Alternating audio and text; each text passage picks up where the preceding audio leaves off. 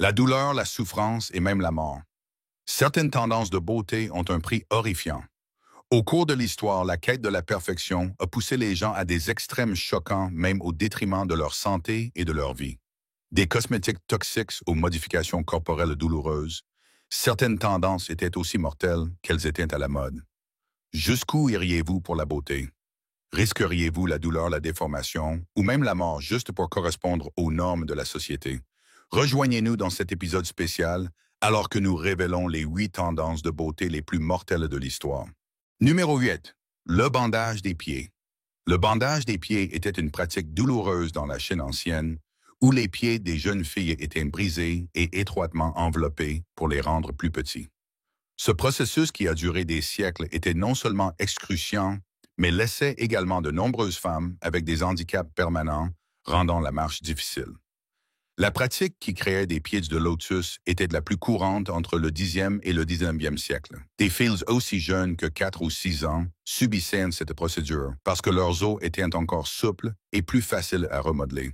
Cela se faisait généralement en hiver lorsque les pieds étaient engourdis, rendant la douleur initiale légèrement plus supportable.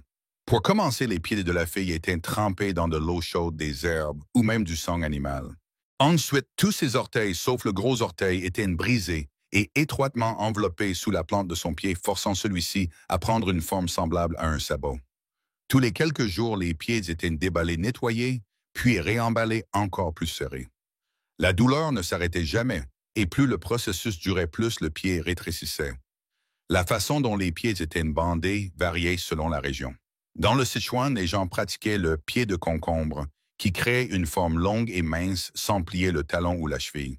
Les femmes mandchouées faisaient quelque chose d'encore moins extrême. Elles enveloppaient leurs pieds étroitement et portaient des chaussures à plateforme appelées bols de fleurs, pour imiter le mouvement d'une femme aux pieds bandés. Cependant, certains groupes comme les gens de Kusha ne bandaient pas leurs pieds. Le bandage des pieds était plus courant dans le nord de la Chine que dans le sud, où seules les familles riches le pratiquaient. Certaines femmes gardaient leurs pieds bandés toute leur vie, tandis que d'autres s'arrêtaient après le mariage. Cependant, défaire les pieds ne procurait pas beaucoup de soulagement. C'était tout aussi douloureux que le processus de bandage lui-même. Si le bandage des pieds était si douloureux, pourquoi les gens le faisaient-ils? Une raison était qu'il devenait un symbole de statut. La pratique a commencé parmi les familles riches et s'est ensuite répandue dans les classes inférieures. Mais des pieds minuscules restaient un signe de noblesse. Une autre raison était la beauté. Dans la Chine ancienne, des pieds minuscules étaient considérés comme le signe ultime de féminité. Les femmes avec des pieds minuscules étaient vues comme délicates et désirables. Cette croyance s'est même retrouvée dans des histoires. L'une des premières versions du conte de Cendrillon, écrite vers 850 de notre ère, raconte l'histoire d'une fille aux pieds bandés qui perd sa petite chaussure. Le roi cherche la propriétaire et parce que son pied est le plus petit, elle est choisie comme sa mariée. Il y avait aussi une croyance selon laquelle les femmes aux pieds bandés étaient meilleures au lit. Le processus douloureux forçait les femmes à marcher avec de courts pas chancelants, ce qui serrait prétendument leurs cuisses internes et leurs muscles pelviens. Les pieds bandés étaient certainement très douloureux pour les femmes. Certaines pensaient que cela les rendait plus attrayantes pour les hommes. Enfin, certaines familles bandent les pieds de leurs filles pour les contrôler. Les filles aux pieds bandés ne pouvaient pas courir et jouer. Elles devaient rester immobiles et se concentrer sur des tâches comme le tissage. Pour les familles de la classe ouvrière, c'était un moyen de s'assurer que leurs filles restaient obéissantes et à la maison. Les premiers écrits sur le bandage des pieds remontent à environ 1100 de notre ère, mais personne ne sait exactement quand cela a commencé. Une légende suggère que cela a commencé avec une danseuse nommée Yao Niang au Xe siècle. Elle enveloppait ses pieds pour ressembler à un croissant de lune et dansait sur un lotus doré pour l'empereur. Sa grâce a inspiré d'autres femmes à faire de même, et au fil du temps, le bandage des pieds est devenu profondément ancré dans la culture chinoise. Les femmes aux pieds bandés portaient des chaussures spéciales en soie ou en coton qui ressemblaient à des boutons de lotus. La taille de pied idéale était de seulement 3 pouces, bien que les pieds de nombreuses femmes mesuraient environ 5 pouces. Si un pied ne rentrait pas dans les petites chaussures des astuces, était utilisé comme laisser le talon dépasser et l'envelopper plus serré. Le processus lui-même causait des blessures graves. Parfois, la chair du pied était délibérément coupée pour la faire pourrir, rétrécissant encore plus le pied. Des objets pointus étaient insérés dans les bandages, créant des blessures qui détruiraient lentement la chair supplémentaire. Si les ongles de pied n'étaient pas correctement coupés, ils pouvaient devenir incarnés et infectés. Dans certains cas, les filles avaient leurs ongles de pied enlevés définitivement pour éviter ce risque. Comme les bandages coupaient la circulation, les blessures mettaient du temps à guérir. Dans les cas graves, les infections pouvaient provoquer la mort des orteils qui tombaient. Étrangement, perdre des orteils était une bonne chose. Le pied pouvait être enveloppé encore plus serré. Pour certaines filles, les infections devenaient mortelles. On estime qu'environ 10% de celles qui ont subi le bandage des pieds sont finalement mortes de complications liées. Celles qui ont survécu ont fait face à une vie de souffrance. Leurs os se brisaient et guérissaient sans cesse, et elles étaient plus susceptibles de souffrir de fractures dans les hanches et la colonne vertébrale en raison d'une densité osseuse affaiblie. Le mal causé par le bandage des pieds n'était un secret pour personne. Dès le 13e siècle, des érudits chinois critiquaient la pratique, se demandant pourquoi de petites filles devaient souffrir. L'empereur Kangxi a essayé de l'interdire en 1668, mais le peuple a refusé d'arrêter et il a finalement abandonné. Plus tard, des écrivains du 18e siècle, des missionnaires chrétiens et les dirigeants de la rébellion Taiping se sont opposés à la pratique, mais elle est restée répandue. Ce n'est qu'en 1912, après la Révolution nationaliste, que le bandage des pieds a été officiellement interdit. Cependant, de nombreuses familles ont continué la tradition en secret. Ce n'est qu'avec la fondation de la République populaire de Chine en 1949 que la pratique a disparu à grande échelle. En 1990, la dernière usine fabriquant des chaussures de Lotus a fermé ses portes. En l'an 2000, il ne restait qu'une poignée de femmes âgées aux pieds bandés, marquant la fin de l'une des traditions de beauté les plus douloureuses de l'histoire. Numéro 7. Plaques et lèvres. Les femmes souris d'Éthiopie sont célèbres pour porter de grandes plaques dans leurs lèvres comme signe de beauté. Le processus commence à l'adolescence lorsqu'une petite coupure est faite dans la lèvre inférieure d'une fille et une petite plaque est insérée pour initier l'étirement. Au fil du temps, la plaque est progressivement remplacée par des plaques plus grandes, provoquant l'expansion de la lèvre. Certaines plaques atteignent la taille d'une assiette à dîner, créant un spectacle extraordinaire. Bien que le processus soit douloureux, les femmes le supportent avec fierté, embrassant la transformation comme un signe d'honneur. Ces plaques fabriquées en argile ou en bois sont façonnées à la main, certaines présentant des surfaces lisses et d'autres ornées de motifs ou de sculptures complexes. Au-delà de l'esthétique, la taille de la plaque de lèvres d'une femme signifie son statut au sein de la tribu. Une plaque plus grande lui confère un immense respect, la rendant plus désirable en mariage et augmentant le bétail que sa famille peut recevoir en dot. Cependant, toutes les femmes souris ne choisissent pas de porter des plaques de lèvres. Certaines optent pour des plus petites, tandis que d'autres renoncent complètement à la tradition. Pour celles qui l'embrassent, le processus d'étirement peut prendre des mois, voire des années, alors que la lèvre s'adapte progressivement à la taille croissante. La peau est tirée par lâchement lorsque la plaque est retirée, créant une apparence frappante et unique. En plus de leurs plaques de lèvres, les femmes souris prennent grand soin de leur apparence générale. Elles décorent leur visage avec de la peinture blanche, créant des motifs audacieux qui contrastent magnifiquement avec leur peau foncée. Elles peignent des cercles, des lignes et des points avec de l'argile naturelle résultant en un look à la fois féroce et élégant. Leurs têtes sont rasées d'une caractéristique qu'elles croient renforcer leur force. Des colliers et des bracelets colorés en perles ajoutent à leurs ornements, tandis que leurs vêtements restent souvent juste un morceau de tissu enroulé autour de leur corps. Les plaques de lèvres ne sont pas toujours portées. Certaines femmes les retirent en mangeant, tandis que d'autres les réservent pour des occasions spéciales. Les festivals, les mariages et les cérémonies sont des moments où les plaques sont fièrement exhibées, alors que les femmes marchent fièrement, portant leur culture sur leurs lèvres. La taille de la plaque détermine la valeur d'une femme en vache lorsqu'elle se marie. Cependant, la tradition évolue. Les jeunes femmes souris abandonnent de plus en plus les plaques de lèvres influencées par le monde extérieur. Certaines trouvent la pratique trop douloureuse, tandis que d'autres ne la considèrent plus comme une nécessité pour la beauté. Les idéaux occidentaux s'infiltrent dans la tribu et de nombreuses jeunes femmes préfèrent les styles modernes. Malgré ce changement, les aînés restent fermes dans leur conviction que les plaques de lèvres sont essentielles à leur identité culturelle. Pour elles, ces plaques ne sont pas de simples ornements. Ce sont des symboles de résistance d'histoire et de fierté. Numéro 6. Vers solitaire pour perdre du poids. Il existe de nombreuses façons étranges de perdre du poids, mais une seule que le département de la santé publique de l'Iowa dit être si dangereuse qu'elle pourrait vous tuer. Le régime des vers solitaires a gagné en popularité au 19e et au début du 20e siècle, alors que les gens croyaient qu'un ver solitaire dans leur corps leur permettrait de manger librement sans prendre de poids. Des publicités ont même promu des pilules spéciales prétendant qu'elles contenaient des œufs de vers solitaires qui écloraient après avoir été avalés. L'idée était simple, la perte de poids se ferait sans effort, puisque le ver solitaire absorberait une partie de la nourriture. À une époque où la minceur, surtout pour les femmes, était considérée comme idéale, beaucoup étaient prêts à prendre le risque. Cependant, la plupart de ces pilules n'étaient pas réglementées, et dans de nombreux cas, elles ne contenaient pas du tout de véritables œufs de vers solitaire. Pourtant, certaines personnes finissaient par avoir des infections de vers solitaire, soit à cause de ces pilules, soit à cause d'aliments contaminés. Les infections de vers solitaire peuvent causer de graves problèmes de santé, commençant par la malnutrition.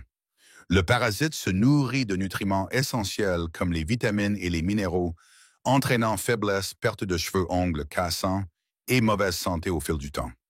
Des problèmes digestifs sont également courants, avec des symptômes tels que nausées, vomissements, diarrhée et douleurs abdominales, rendant la vie quotidienne inconfortable. Dans les cas graves, le ver solitaire devient trop grand et bloque les intestins, empêchant la nourriture de passer correctement. Cela provoque des douleurs intenses et nécessite souvent un traitement médical. Un danger encore plus grand survient lorsque les larves de vers solitaire atteignent le cerveau, une condition appelée neurocysticercose. Cela peut provoquer des crises de la confusion et d'autres problèmes neurologiques qui, si non traités, peuvent être mortels. C'est quelque chose qui peut vous causer des dommages cérébraux permanents peut-être, et cela peut même vous tuer dans de rares cas. Dans des cas extrêmes, les infections de vers solitaire peuvent même être fatales, surtout si elles se propagent à des organes vitaux. Malgré ces dangers, certaines personnes croyaient encore que les avantages l'emportaient sur les risques. Au sommet de la popularité du régime des vers solitaires, il y avait peu de compréhension scientifique des parasites. Beaucoup supposaient qu'après avoir perdu du poids, ils pouvaient simplement prendre une autre pilule pour éliminer le ver solitaire. Les publicités renforçaient cette idée, montrant souvent des femmes glamour qui auraient soi-disant perdu du poids grâce au ver solitaire, tout en ignorant les risques pour la santé. L'obsession de la société pour la minceur jouait également un rôle. Au 19e et au début du 20e siècle, les femmes portaient des corsets serrés pour rendre leur taille plus petite et se tournaient souvent vers des méthodes extrêmes de perte de poids. Le régime des vers solitaires semblait être un moyen facile d'atteindre la silhouette désirée. Se débarrasser du ver solitaire était bien plus difficile que d'avaler la pilule. L'une des méthodes d'élimination les plus bizarres a été inventée par le Dr Myers de Sheffield. Il a conçu un appareil qui consistait à insérer un cylindre rempli de nourriture dans la gorge d'une personne et dans son estomac pour attirer le ver solitaire à l'extérieur. Cette méthode n'était pas seulement très invasive, mais aussi incroyablement dangereuse. Beaucoup de gens s'étouffaient avant même que le ver solitaire puisse être retiré.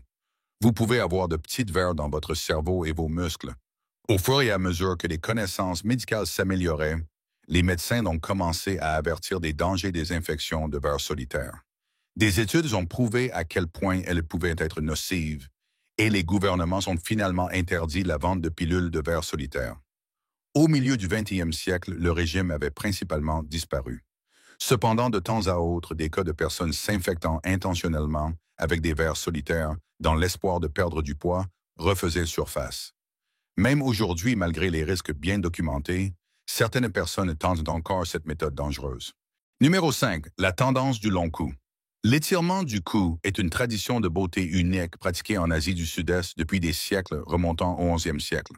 Les femmes, en particulier celles de la tribu Kayan, en Birmanie et en Thaïlande. Les analystes culturels estiment qu'il y a maintenant moins de 100 femmes à long cou dans toute la Birmanie. Aujourd'hui, dans un camp de réfugiés isolé près de la frontière birmane dans le nord-ouest de la Thaïlande, les femmes Padang étroitement liées aux Kayan poursuivent cette tradition. Elles sont instantanément reconnaissables à leurs cous allongés et à leurs membres liés. Dès leur jeune âge, elles commencent à porter de lourdes spirales en laiton autour de leur cou. Ces anneaux ne sont pas seulement décoratifs, ils représentent un rite de passage marquant leur identité au sein de la tribu. Le processus commence lorsque leurs os sont encore mous et flexibles. Au fil des ans, d'autres anneaux sont ajoutés, augmentant progressivement le poids et la pression sur leurs épaules. Bien que les spirales créent l'illusion d'un cou allongé, la réalité est tout autre. Alors que le port d'anneaux au cou était autrefois attendu de toutes les femmes qui en de plus en plus d'entre elles ont commencé à rejeter cette pratique. Les anneaux n'allongent pas le cou lui-même. Au lieu de cela, ils poussent vers le bas sur les clavicules et la cage thoracique comprimant le haut du corps. Cette compression force les épaules à descendre, donnant l'impression que le cou est plus long. C'est une transformation qui s'accompagne d'inconfort. Pourtant, pour les femmes Padang, il existait d'autres croyances associées à l'étirement du cou. Certaines personnes pensaient que les coups allongés pouvaient protéger les femmes des attaques de tigres. On croyait que les anneaux rendaient plus difficile pour un tigre de saisir une femme par le cou, bien qu'il y ait peu de preuves pour soutenir cette théorie. Pour les étrangers, cette pratique peut sembler extrême, voire tortueuse. Lorsque l'armée birmane a pris le contrôle du pays en 1962, de nombreux groupes autochtones, y compris les Padang, ont été qualifiés de primitifs. Le gouvernement a interdit de nombreuses coutumes tribales, y compris le port du wang. Les femmes ont été forcées d'abandonner leurs anneaux, et celles qui résistaient faisaient face à des sanctions. Pour échapper à la persécution et à la guerre civile en cours, de nombreuses familles Padang ont fui à travers la frontière en Thaïlande. Bien qu'elles aient trouvé la sécurité, leur lutte était loin d'être terminée. En tant que réfugiées, elles étaient limitées à des camps désignés et incapables de s'intégrer pleinement à la société thaïlandaise. Leurs anciennes coutumes, autrefois condamnées en Birmanie, sont rapidement devenues une source de curiosité pour les visiteurs étrangers. Des touristes occidentaux affluaient vers ces camps désireux de voir les femmes à long cou en personne. Les femmes Padang se sont retrouvées dans une situation inhabituelle. Les étrangers les considéraient comme une attraction touristique, mais les revenus de ces visites fournissaient à leurs enfants nourriture, abri et éducation. Numéro 4. Poison pour une peau parfaite. Au début des années 1600, l'obsession de la société pour une peau pâle et sans défaut a conduit à des modes de beauté véritablement troublantes. Les femmes qui désiraient un teint semblable à de la porcelaine étaient encouragées à manger des biscuits à l'arsenic, de petites friandises sucrées contenant de l'arsenic hautement toxique. Les publicités affirmaient que ces biscuits pouvaient effacer les imperfections, éclaircir la peau et donner aux femmes une apparence jeune et éclatante. Beaucoup de femmes désespérées de répondre aux normes de beauté de la société mangeaient ces biscuits quotidiennement, complètement inconscientes du lent empoisonnement qu'elles subissaient. L'arsenic est hautement toxique et la consommation même de petites quantités au fil du temps peut entraîner une perte de cheveux, des nausées, des douleurs abdominales et une défaillance organique. Les femmes qui en consommaient trop développaient une peau pâle presque spectrale qui était ironiquement considérée comme un signe de beauté à cette époque. Un cas tragique concernait Madame Lefebvre, une noble Française connue pour son teint parfait. Elle attribuait sa beauté aux biscuits à l'arsenic, mais a commencé à souffrir de violentes douleurs abdominales, de vertiges et d'une fatigue extrême. Malgré sa santé déclinante, elle a continué à prendre ce prétendu traitement de beauté jusqu'à ce qu'elle s'effondre finalement lors d'un rassemblement royal. Les médecins de l'époque étaient perplexes, mais les experts modernes croient maintenant que ces régimes de beauté l'ont lentement empoisonnée. L'empoisonnement à l'arsenic n'affectait pas seulement celles qui cherchaient la beauté, il s'est également infiltré dans les médicaments, les articles ménagers et même les conservateurs alimentaires. Il a fallu des siècles avant que les scientifiques ne comprennent pleinement les dangers d'une exposition prolongée à l'arsenic. Au 20e siècle, les effets mortels de l'arsenic sont devenus largement connus et ces traitements de beauté ont finalement disparu de la mode. L'arsenic n'était pas seulement ingéré, il était également appliqué directement sur la peau. Au 17e et 18e siècle, les poudres pour le visage à base de plomb et d'arsenic étaient populaires chez les femmes pour obtenir un éclat pâle presque surnaturel. Ces poudres, souvent appelées céruse vénitienne ou esprit de Saturne, contenaient des métaux hautement toxiques qui étaient lentement absorbés par la peau. Les femmes qui utilisaient ces poudres pendant des années souffraient de dents noircies, de gencives pourries et de cicatrices faciales sévères, les rendant ironiquement bien pires qu'auparavant. Certaines perdaient même leurs cheveux ou développaient des plaies sur le visage qu'elles couvraient en appliquant encore plus de poudre chargée de poison. Une victime célèbre du maquillage à base de plomb était Maria Coventry, comtesse de Coventry. Connue comme l'une des femmes les plus belles de son temps, elle comptait beaucoup sur la céruse vénitienne pour maintenir son teint parfait et spectral. Malheureusement, l'exposition constante au plomb et à l'arsenic a lentement détruit sa santé. Elle souffrait de maux de tête sévères, de sautes d'humeur et finalement de crises avant de mourir à l'âge de 27 ans, tragique, victime de sa routine de beauté. Tous les produits de beauté toxiques n'étaient pas créés pour la vanité. Certains étaient conçus pour la vengeance. Au XVIIe siècle, en Italie, un cosmétique mystérieux et mortel Aquatana a gagné en popularité. Contrairement à d'autres produits de beauté, Aquatana n'était pas seulement utilisé pour améliorer l'apparence. C'était une arme silencieuse et indétectable. Ce poison incolore et inodore était souvent appliqué sur les joues et les lèvres se mêlant parfaitement aux routines de beauté traditionnelles. Il contenait un mélange d'arsenic de belladone et d'autres toxines mortelles. Les femmes qui portaient l'Aquitana pouvaient tuer d'un simple baiser. Le poison agissait lentement, ce qui signifiait que les victimes ne mouraient pas immédiatement. Cette réaction retardée permettait aux femmes d'éviter les soupçons en faisant l'une des méthodes d'assassinat les plus efficaces de l'époque. Aquitana est devenue particulièrement populaire parmi les femmes piégées dans des mariages abusifs, leur donnant un moyen secret de se libérer de maris cruels ou infidèles. L'une des utilisatrices les plus notoires d'Aquatana était Giulia Tofana, une Italienne devenue célèbre pour avoir vendu des poisons déguisés en produits de beauté. Ces formulés mortels étaient utilisés par des centaines de femmes cherchant un moyen d'échapper à leur mariage malheureux. Ces clientes mélangeaient de petites doses de poison dans la nourriture ou les boissons de leur mari, faisant paraître leur décès naturel. Pendant des années, Giulia a évité la capture, mais des rumeurs sur ces cosmétiques mortels ont commencé à circuler. En 1659, une femme prise de panique a avoué avoir empoisonné son mari avec Aquitana, qui aurait opéré pendant les 20 années suivantes sans que personne ne se doute de rien. Cela a conduit à une enquête qui a révélé tout le réseau de Giulia. Elle a finalement été arrêtée et exécutée, mais ces poisons avaient déjà fait des centaines de victimes.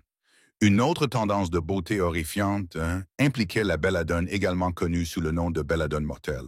Cette plante hautement toxique était utilisée comme goutte pour les yeux pour dilater les pupilles des femmes, leur donnant un regard doux, rêveur et séduisant. Les gouttes de belladone sont devenues incroyablement populaires parmi les femmes européennes riches, malgré ses propriétés dangereuses. Plus les pupilles étaient grandes, plus une femme était désirable.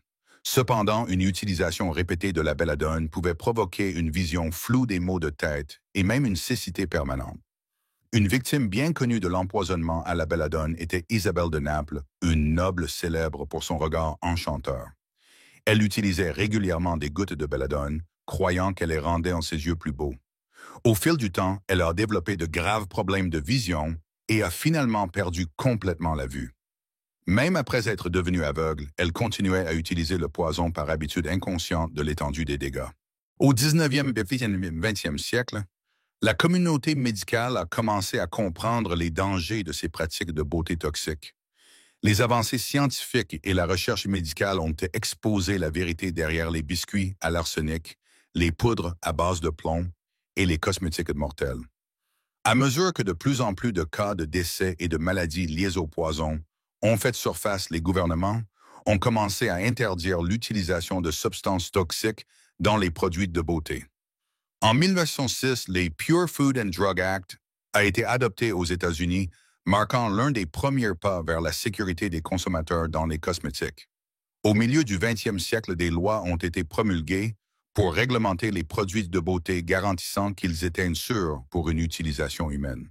Cependant, l'obsession pour la beauté et la jeunesse continue de pousser les gens à des extrêmes dangereux même aujourd'hui. Bien que les cosmétiques modernes soient beaucoup plus sûrs, certains traitements de beauté posent encore des risques. Avant de continuer, jetons un œil à la sélection du jour des abonnés. Sur votre écran, l'image de gauche montre un visage fortement retouché avec une peau pâle, des yeux jaunes brillants et des dents pourries, tandis que la droite présente une figure déformée et contorsionnée dans une photographie historique en noir et blanc. Ces images ne sont pas réelles, mais compte tenu de l'extrême de certaines tendances de beauté, il ne serait pas surprenant que quelqu'un subisse des effets secondaires aussi drastiques. Quelle est la chose la plus extrême que vous ayez vu quelqu'un faire pour la beauté? Faites-le nous savoir dans les commentaires ci-dessous. Numéro 3.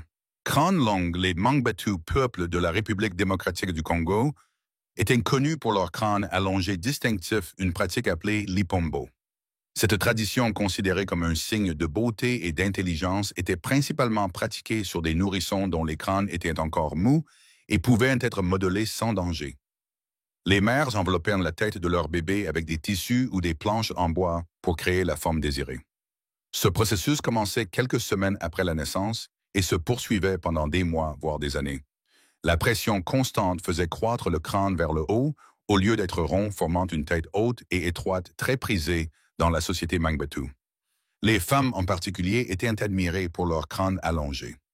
Elles coiffaient leurs cheveux dans des designs complexes pour mettre en valeur la forme les distinguant des tribus voisines. Ce look symbolisait l'élégance et la fierté culturelle. Les Mangbetu n'étaient pas la seule civilisation à pratiquer l'allongement du crâne. En Amérique centrale et du Sud, les Mayas et les Incas façonnaient également leur crâne comme un signe de beauté et de noblesse. Les Mayas utilisaient des planches en bois ou des coussinets pour aplatir et étendre le crâne, une pratique principalement réservée à l'élite. Un long crâne était considéré comme un signe de statut d'intelligence et de connexion avec les dieux. De nombreuses sculptures mayas représentent des figures avec des têtes allongées, soulignant son importance culturelle. De même, les Incas enveloppaient la tête de leurs nourrissons avec des tissus pour créer des formes de crâne distinctes. Certains historiens pensent que cela était utilisé pour distinguer différents groupes sociaux en faisant plus qu'une simple norme de beauté. Cela pouvait également représenter l'identité tribale et le classement social. En Amérique du Nord, certaines tribus amérindiennes comme les Chinook et les Choctaws pratiquaient également le modelage du crâne. Pour les Chinook, un crâne plus long était lié à un statut élevé au leadership et à la sagesse. La classe dirigeante avait souvent des modifications de crâne plus prononcées, renforçant leur autorité. Au-delà des Amériques, les archéologues ont trouvé des crânes allongés dans d'anciens cimetières européens, en France, en Allemagne et en Hongrie. Ceux-ci datent des Huns, un groupe nomade qui a migré à travers l'Europe au IVe et Ve siècle. Les historiens pensent que les Huns ont introduit la pratique d'Asie centrale où elle existait depuis des siècles. Certains groupes européens ont adopté le modelage du crâne imitant peut-être les Huns redoutés et signalant le pouvoir et la noblesse. Bien que différentes sculptures aient utilisé diverses méthodes pour atteindre l'allongement du crâne, les raisons étaient souvent similaires. Dans de nombreuses sociétés, cela représentait la beauté, l'intelligence ou le statut social. Certains y voyaient un moyen de se connecter au divin, tandis que d'autres l'utilisaient pour distinguer les classes sociales ou les groupes ethniques. Malgré son importance, la pratique a diminué au fil du temps. Les explorateurs et colonisateurs européens la considéraient comme étrange ou contre nature. Dans certaines régions, elle a été interdite. À mesure que les connaissances médicales progressaient et que les normes de beauté changeaient, l'allongement du crâne a progressivement disparu. Au XXe siècle, il avait disparu de la pratique. Aujourd'hui, les archéologues et les historiens étudient les restes de crânes allongés pour comprendre leur importance culturelle et les croyances des sociétés qui les ont façonnés. C'est en revanche ce que nous appelons un crâne paracasse naturel. Numéro 2. Corset. Les corsets ont joué un rôle majeur dans la formation des tendances de la mode pendant des siècles, mais leur forme la plus extrême est apparue au 19e siècle. Les femmes cherchant la silhouette parfaite en sablier portaient des corsets si serrés que leur taille était dramatiquement réduite, atteignant parfois aussi petite que 16 à 18 pouces. Cette déclaration de mode n'était pas seulement une question d'élégance, c'était une attente sociale, surtout parmi les femmes de la haute société. Une taille fine était associée à la beauté, à la féminité et au raffinement, faisant des corsets une partie essentielle de la vie quotidienne. Le corset serré crée une silhouette frappante, en soulevant de la poitrine et en accentuant les hanches larges, créant l'illusion d'une forme de sablier exagérée. Cependant, atteindre ce look extrême avait un coût élevé. La pression intense sur le torse rendait difficile de se mouvoir naturellement, de respirer correctement ou de manger confortablement. Beaucoup de femmes souffraient de vertiges fréquents et de malaise en raison d'une expansion pulmonaire restreinte. Dans certains cas, leur côte devenait déformée après des années de compression et des organes internes, y compris le foie et l'estomac, se déplaçaient de leur position naturelle. Cela entraînait des problèmes digestifs chroniques, une faiblesse musculaire et des dommages à long terme à la colonne vertébrale. Malgré ces risques pour la santé, les corsets restaient un puissant symbole de statut. Les femmes enduraient l'inconfort parce que la société s'attendait à ce qu'elles maintiennent une silhouette à la mode. Beaucoup croyaient qu'une taille bien formée indiquait discipline, maîtrise de soi et élégance. Les mères introduisaient souvent leurs filles au corset dès leur jeune âge, les serrant progressivement jusqu'à ce que leur corps s'adapte à la forme contre nature. Certaines femmes dormaient même dans leur corset pour entraîner leur taille à rester aussi petite que possible. Les médecins et les réformateurs de la santé de l'époque ont commencé à s'exprimer contre le lassage extrême, avertissant que cela causait des dommages graves. Certaines femmes souffraient de côtes cassées, de douleurs dorsales sévères et même d'infections pulmonaires dues à une restriction prolongée. Il y avait également des rapports de femmes enceintes rencontrant des complications parce que les corsets comprimaient leurs abdomens si fortement. Cependant, les tendances de la mode changeaient lentement et beaucoup balayaient ces préoccupations comme des exagérations. À la fin du 19e et au début du 20e siècle, les attitudes envers les corsets ont évolué. À mesure que de plus en plus de femmes entraient sur le marché du travail et prenaient des rôles sociaux actifs, elles avaient besoin de vêtements permettant plus de mouvement et de confort. Le mouvement pour le suffrage a également joué un rôle dans la contestation des normes de mode restrictives, plaidant pour des choix vestimentaires pratiques et plus sains. Lentement, les corsets devenaient moins rigides avec des designs incorporant des baleines flexibles et un lassage plus lâche pour permettre plus de liberté. Finalement, l'essor de la mode des flappers dans les années 1920 a marqué le début de la fin pour le corset extrême. Les femmes adoptaient une silhouette plus détendue et naturelle, optant pour des robes amples et abandonnant les sous-vêtements restrictifs du passé. Au fil du temps, les corsets ont évolué en shapewear moderne, offrant soutien et définition sans les risques pour la santé. Aujourd'hui, les trainers de taille et les bodies offrent un effet sculptant similaire, mais ils sont fabriqués avec des matériaux doux et respirants qui privilégient le confort. Numéro 1. Maquillage au radium. Au début des années 1900, alors que les avancées scientifiques révolutionnaient tous les aspects de la vie, l'industrie de la beauté a adopté ce qui semblait être une découverte miraculeuse, le radium.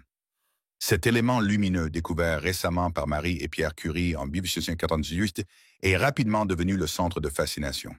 Les gens croyaient que le radium avait des bienfaits pour la santé et les entreprises n'ont pas tardé à l'incorporer dans divers produits de beauté, le promouvant comme la clé de la jeunesse éternelle.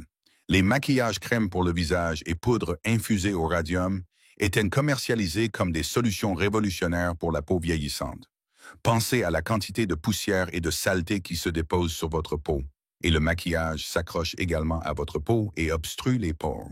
Les publicités promettaient que ces produits resserreraient la peau, effaceraient les rides et donneraient aux utilisateurs un teint lumineux et radieux.